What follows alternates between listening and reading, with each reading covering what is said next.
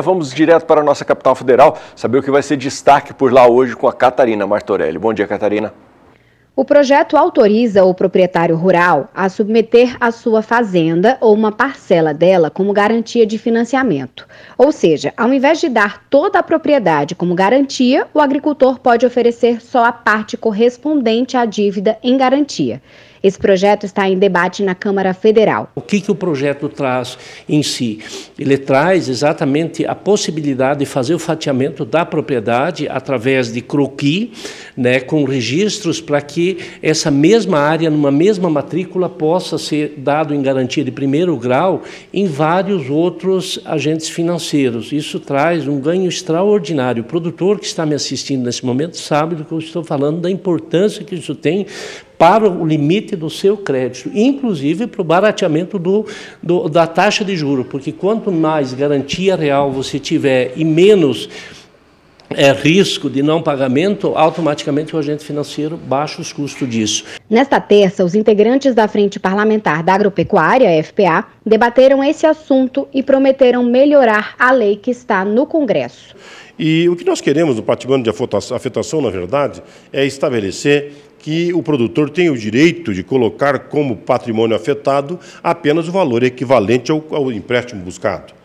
Afetar todo o patrimônio por um empréstimo e deixar todos os outros como segundo, terceiro ou quarto interessado, sempre interessa ao primeiro dono do crédito. Para ele isso é confortável. No entanto, tolhe a liberdade de ter o patrimônio como garantia para outros financiamentos que o produtor precisar.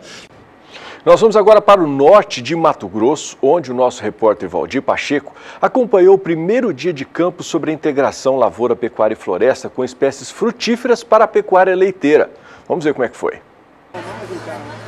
O primeiro dia de campo sobre integração lavoura, pecuária, floresta em Terra Nova do Norte, Mato Grosso, foi realizado pela Embrapa, Senar MT e empresas parceiras e teve como público produtores rurais, técnicos, extensionistas, estudantes e profissionais ligados à produção sustentável. O evento foi realizado no sítio Pequizal do produtor Enor Mantovani e sua família. Na programação deste dia de campo, foram apresentados sistemas produtivos utilizados na propriedade que tem como atividade principal a pecuária leiteira. Parte dela está sendo feita em sistema de ILPF com o uso de pequizeiros. Para o produtor, o resultado do consórcio de forrageiras com espécies frutíferas como componente florestal passou a ser mais rentável que a atividade leiteira. Hoje, graças a Deus, está trazendo bons retornos, piqui, e outras frutas mais que eu tenho plantado, cupuaçu, cacau, castanha, é uma infinidade de coisas. O consorciamento que eu tenho ali de fruticultura, agrofloresta, né? E para aproveitar melhor os espaços, né? Eu inseri no meio também o amendoim forageiro, que é uma leguminosa muito boa, alto teor proteico, onde eu posso deixar minhas vacas pastando ele, e digamos assim, num ambiente bem propício, um conforto animal muito especial, local mais fresco, né, agradável, onde elas possam produzir mais leite. O que nós temos ali, nós fizemos, eu e a família, né, foi um trabalho árduo, preparamos bem a propriedade, ela está bem diversificada e hoje, graças a Deus, eu só tenho que agradecer a Deus e usufruir agora do que ela está produzindo, desde fruto, leite, peixe, é uma infinidade de coisas. A Copernova, Cooperativa Agropecuária Mista Terra Nova, possui um parque agroindustrial constituído de laticínios, com o objetivo de beneficiar e industrializar a produção da região e foca seu trabalho em assistência técnica aos seus associados. Dentro dessa parceria que a gente tem com a cooperativa, né, a Copernova, a gente aproveitou essa oportunidade para nos reunirmos hoje aqui e apresentar um pouco desse trabalho que o Enor, junto com os técnicos da Copernova, desenharam, né, algum tempo atrás, dando um enfoque, né, no sistema silvipastoril e com um componente agrícola, aí, né, caracterizando o sistema agro-silvipastoril com a produção de forragem, né, para o período seco do ano, que é um problema que a região passa, né, deficiência de oferta de forragem devido ao fim das chuvas. Na propriedade, o produtor utiliza a técnica chamada de muvuca, que consiste na mistura de diversas culturas, como gramíneas e leguminosas. É que a gente realmente tivesse uma dieta completa para os animais que o produtor estava tratando na produção leiteira.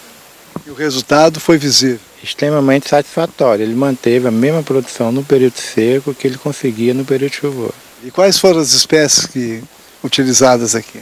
Aqui foram usados como gramínea a cana e como leguminosa nós tínhamos a glicídia, a leucena, a amora e algumas leguminosas, tivemos o gergelim também, colocamos a mandioca junto, entendeu? Então foi uma verdadeira salada de plantio na área. E agora estamos entrando com o capim maçai, que vai ser o alimento definitivo que vai ficar no local, junto com o piquê. E essa diversificação é muito interessante justamente para trabalhar o período de grande produção de forragem, o período das águas, e o período de escassez. Então ele tem um balanço geral dessa diversificação de forragens muito interessante aqui na propriedade. De Terra Nova do Norte, em Mato Grosso, Valdir Pacheco. Dados do segundo levantamento das previsões de produção animal do estado de São Paulo em 2018, divulgados recentemente pelo Instituto de Economia Agrícola, apontam que a produção pecuária do estado paulista não apresentou grandes alterações nos últimos anos. Os detalhes você vai conferir agora com o repórter Gustavo D'Angelo. De acordo com o levantamento, o rebanho bovino de corte cresceu, enquanto o gado misto e leiteiro oscilou negativamente. Já a produção de ovos manteve trajetória de alta e a oferta de suínos se recuperou. O número total de bovinos no estado paulista é de 10.400.000 cabeças, praticamente o mesmo registrado em 2017. Os dados mostram que o número de bovinos de corte apresentou aumento de 2,6%, totalizando 6.400.000 cabeças, enquanto os bovinos destinados à produção de leite foram reduzidos em 6,6%, resultando em 1.100.000 cabeças. A categoria gado misto também apresentou queda de 6,2%, atingindo 2.800.000 cabeças. Em 2018, foi estimado que 3.700.000 cabeças estavam prontas para o abate, representando potencialmente uma oferta de 945.500 toneladas de carne bovina, praticamente o mesmo estimado em 2017. No mesmo período, a produção leiteira foi de aproximadamente 1,7 bilhão de litros, aumento de 7% em relação ao ano anterior.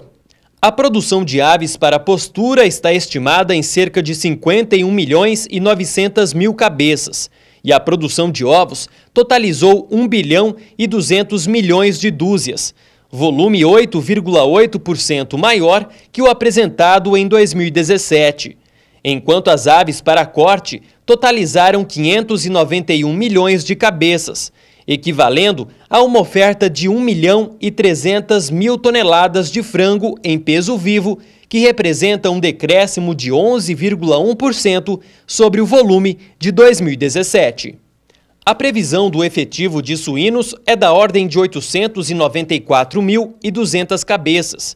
Os animais previstos para o abate totalizaram 1.300.000 cabeças, resultando em produção de 103.900 toneladas de carne, aumento da ordem de 8,4%, recuperando a queda na produção de carne suína verificada no ano anterior.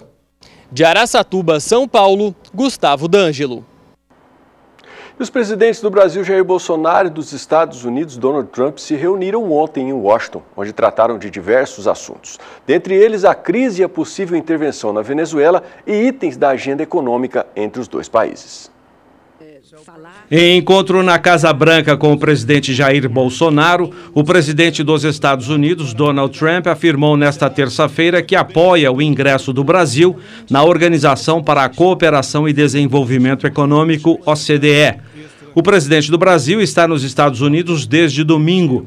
Jair Bolsonaro levou para a viagem 6 ministros, entre eles Tereza Cristina, da Agricultura. Desde domingo, a comitiva brasileira está em Washington, capital americana. Várias agendas paralelas ocorreram durante a viagem. Os ministros da Economia, da Ciência e da Agricultura foram os mais demandados durante a visita aos Estados Unidos. Negociações comerciais, incluindo a liberação do mercado de carne, estiveram em debate. Nesta terça-feira, questionado sobre o que esperava que Bolsonaro levasse como resultado da visita aos Estados Unidos, Donald Trump afirmou que o país tem muitos produtos que o Brasil gostaria de ter. Brasil e Estados Unidos fabricam ótimos produtos e podem intensificar os laços comerciais, segundo garantiu o presidente americano. Aqui no Brasil, a Frente Parlamentar da Agropecuária se reuniu nesta terça-feira e o presidente e deputado federal Alceu Moreira comentou a atuação da ministra Tereza Cristina na comitiva do presidente. Uma das coisas que a Frente Parlamentar sugeriu a Tereza Cristina quando ela foi para o Ministério é que nós deveríamos ser muito mais agressivos, muito mais qualificados, muito mais propositivos, mais resolutivos com relação ao comércio internacional. Até hoje, nós estamos quase sempre nos mercados secundários. Nossos adidos, que estão nos mais diversas embaixadas, ficam numa mesa de canto, quase sempre sem atividade alguma. A ida da Cristina aos Estados Unidos, da nossa ministra, possibilita claramente a abertura de novos mercados. Nós precisamos do mercado asiático, nós precisamos da China como nunca. Não há nenhuma contradição entre buscar novos mercados com os mercados já conquistados. Quanto mais, melhor, né? Nós ainda temos ali, logo depois dos Estados Unidos, que é um mercado importantíssimo, nós temos que continuar lutando pelos espaços na Comunidade Europeia, mas temos países como a Indonésia, por exemplo, com 260 milhões de habitantes, que nós vendemos quase nada. E, portanto, trabalhar esta ação propositiva, visitar, nós vamos fazer logo depois de uma viagem para os países da Ásia, com a ministra da Agricultura para buscar novos mercados, mas não tenha dúvida, abrir o mercado americano simboliza uma abertura de mercado para outros mercados mundiais importantíssimo para nós. Tenho certeza que ainda é um fato embrionário, ela apenas está começando a conversa, mas é melhor do que sempre tivemos. E criadores de animais da raça Cenepol têm agora um novo documento que traz avaliações genéticas das 100 melhores matrizes PO. É o primeiro sumário de fêmeas Cenepol. As informações você vai conferir agora no quadro Tecnologia e Produção com Kylie Rodrigues.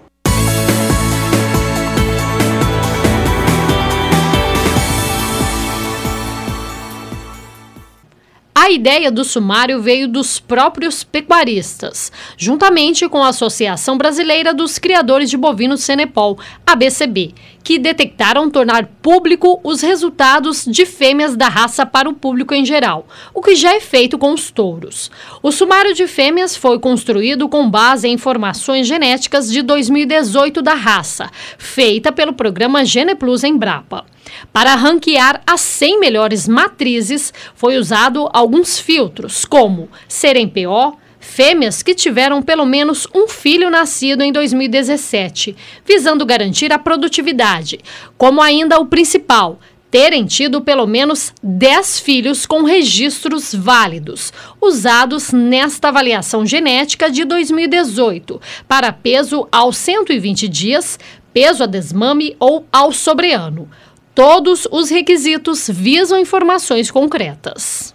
Não são apenas animais jovens que não tiveram progênie avaliada. Eu ressalto que ter 10 filhos não significa que elas pariram 10 filhos, né? Tiveram 10 crias. Não.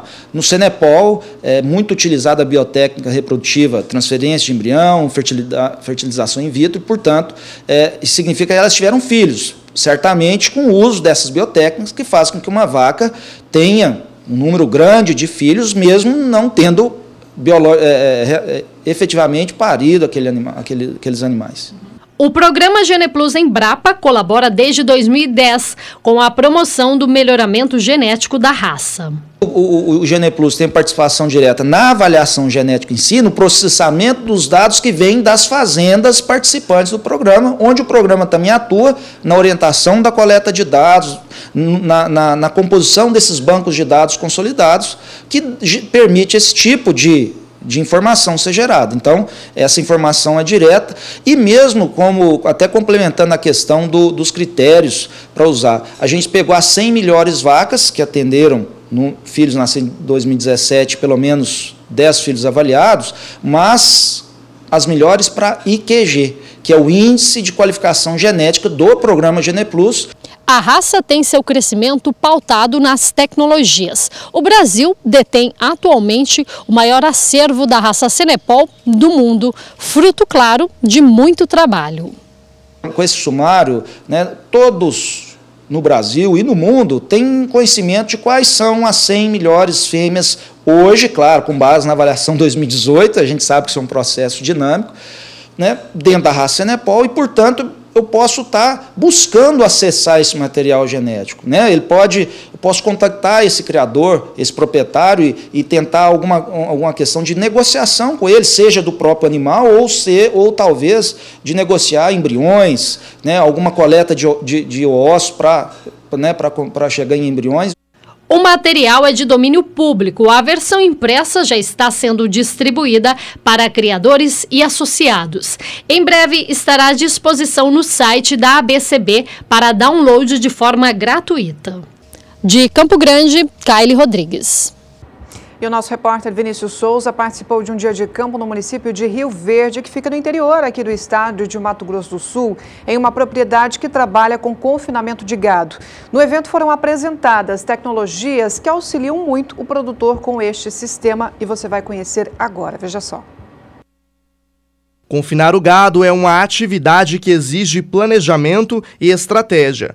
Dessa forma, novas tecnologias estão sendo aplicadas para o melhor desenvolvimento da pecuária. A premissa número 1 para você entrar nele é enxergar a viabilidade econômica do projeto, né? Então, cada projeto tem sua particularidade, né? O produtor tem que enxergar em sua propriedade se vale a pena construir esse confinamento, né? Cada propriedade tem seu diferencial competitivo, cada propriedade tem a sua localização, tem esse quadro de funcionários, né? Então, isso tudo vai fazer conta na hora de planejar a viabilidade econômica do projeto. Outra opção viável para esses procedimentos, conforme explica Alessandro, é o confinamento terceirizado sob medida. O produtor, uma vez partindo para o confinamento terceirizado, ele vai utilizar sob a medida dele naquele ano, porque um ano é diferente do outro. Uma seca é mais intensa num ano, é menos intensa na outra. Então o produtor ele vai se beneficiar de poder utilizar e enviar mais animais em um ano e menos animais no outro. Entre as tecnologias de confinamento mostradas no dia de campo, o modelo 1:2 vem apresentando resultados satisfatórios. É uma balança servindo 2 currais de confinamento. Ela é instalada na divisa, na cerca de divisa dos 2 currais, entre a água e o comedouro, entre a água e o coxo. E aí tem uma cerca que divide os 2 currais e nessa instalação a fazenda faz umas porteiras que alternam o acesso à balança ou o acesso a um corredor ao lado da balança. Dessa maneira, o animal pode tramitar pela balança durante um momento, alguns dias, e depois alterna-se as porteiras e esse animal passa a circular pelo corredor lateral sem ser medido. Com isso, uma balança atende 2 currais concomitantemente, sempre lembrando que os currais vão ser monitorados por um tempo, depois o outro curral vai ser monitorado. Assim como a agricultura enfrentou dificuldades com a falta da chuva, a pecuária também enfrentou esse mesmo problema com as pastagens. Por isso, uma alternativa viável para que o animal continuasse sendo engordado é o confinamento. Mas para que o animal esteja dentro desse ambiente, o planejamento é indispensável. Essa falta de chuva, a gente vê na soja uma quebra de produção. A mesma coisa acontece dentro do capim, teve quebra de produção. Então isso faz com que a gente tenha que tomar uma decisão rápida de tirar animal, de baixar a pressão que a gente coloca sobre o pasto das fazendas, de preferência tirando os animais mais pesados, trazer esses animais para um confinamento Tá? A gente dá um giro ainda no primeiro semestre, mata esse animal, recebe o dinheiro, tem condição de repor isso comprando bezerro para recriar na fazenda ou comprando garrote para dar mais um giro no segundo semestre ainda do confinamento e por fim comprando bezerro para fazer a recria. Mas a atividade precisa ser bem planejada para se ter resultados positivos. O confinamento ele precisa de planejamento. Tá? Então a gente tem que encarar isso aqui como uma indústria, ela é feita de vários detalhes para a gente conseguir ter o resultado final. Então o planejamento que você tem, desde a dieta, de que dieta você vai utilizar, qualidade, quantidade, a proporção dos ingredientes, a escolha dos ingredientes para ter uma diária que seja competitiva para produzir uma arroba barata, a forma como você vai fornecer essa comida para os animais, a frequência e quantidade que ela é fornecida dentro do coxo. Outro tema abordado no dia de campo foi o acompanhamento de abates. Este zootecnista falou sobre a importância do procedimento. Realizado para que o produtor possa ter as informações necessárias e a tranquilidade de enviar seus animais ao frigorífico. Além de fazer a auditoria dos procedimentos de esfola e toalete de carcaça, nós vamos pegar essas informações para que ele possa tomar novas decisões com relação também ao manejo na fazenda, a novas vendas no frigorífico e também com relação às bonificações na carcaça. De Rio Verde, interior de Mato Grosso do Sul, Vinícius Souza.